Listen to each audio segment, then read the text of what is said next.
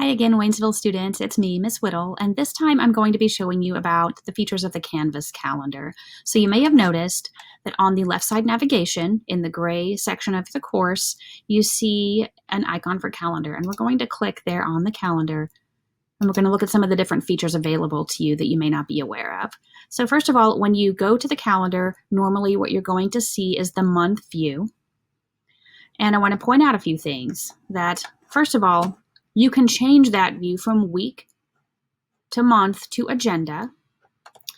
You have a view of the entire month over here, and the ones with boxes around them are dates that have assignment due dates attached to them. The one that's dark is today's date. So you see that this student has assignments due on nearly every day in the first 3 weeks of November, nothing due during the 4th week of November, which includes our Thanksgiving break, and then something due on November 30th. So we have a variety of due dates here.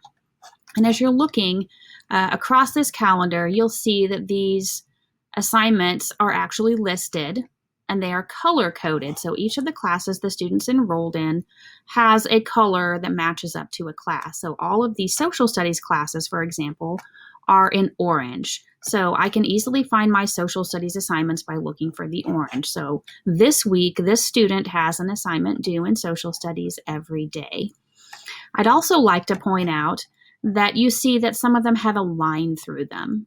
And that means that that assignment has already been submitted. So you can easily see which assignments you still have to submit by looking for assignments that do or don't have lines through them.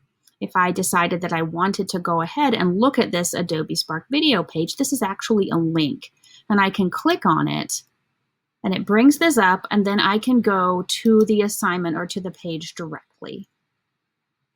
Okay, so all of the things on the calendar are actually links to those assignments and to those items.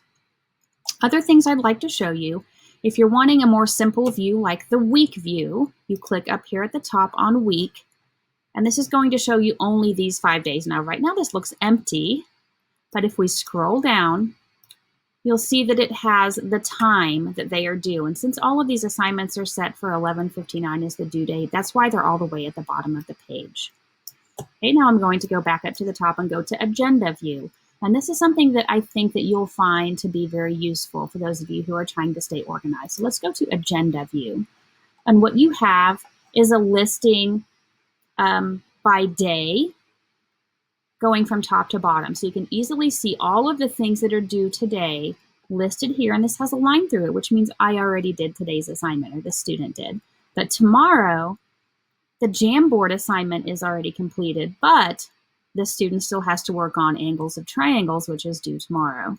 So as you're scrolling through the agenda view, you're looking at this week's agenda of assignments, what's due on what days.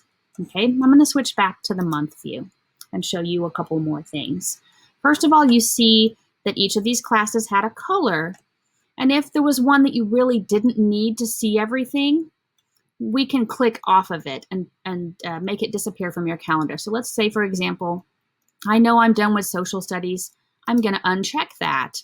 And you can see that now all of the social studies, all of those orange assignments disappeared from my calendar. You might do that by accident, and if you do, double check over here to make sure all of your blocks are colored in, and that will bring them back. Okay, and then one last thing I'd like to show you is that you, as a student, this is the student's name, you have your own calendar as well, and you can add your events to it.